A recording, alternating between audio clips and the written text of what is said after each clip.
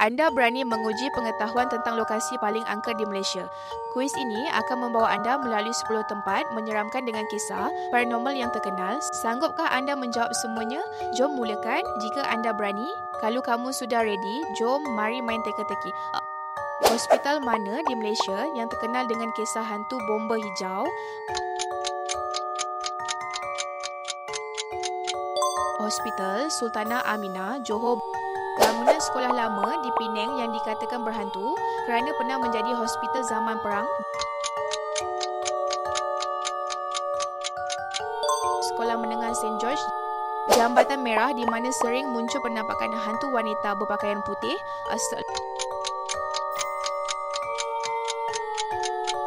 Jambatan Kota, Kuala Lumpur. Lokasi bekas penjara di Kuala Lumpur yang kini menjadi tarikan paranormal. Pudu Jel, gunung di Perak yang dikaitkan dengan misteri bunian dan penampakan aneh. Gunung Korbu, hotel lama di Cameron Highlands yang sering dikaitkan dengan aktiviti paranormal. Hotel Heritage, bekas smokehouse hotel, lokasi di mana sering muncul legenda orang minyak.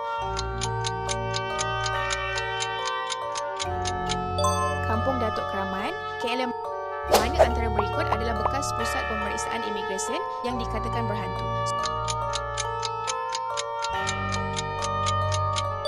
Stesen Keretapi Johor Bahru, bekas Woodlands Checkpoint.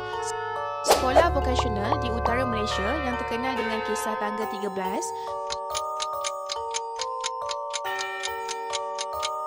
KV Bukit Jalil. Berikut adalah soalan paling seram, final challenge. Cuba teka. Pulau terpencil di Sabah yang dikatakan dilindungi makhluk halus. Pulau Mamutik sudah tamat. Berapa tempat yang anda kenal? Kalau dapat 10 dari 10, anda memang penggemar kisah seram tulen. Kongsi keputusan anda di komen. Tapi jangan tonton video ini waktu malam. Jangan lupa kongsi dan ikut channel kami untuk lebih banyak kuis misteri. Sebelum saya bersurai, saya akan bagi kamu satu fakta bonus sebagai hadiah hujung bulanan Jun. Tahukah anda, Hospital Sultanah Aminah pernah menjadi lokasi penggambaran filem seram Dendam Pontianak?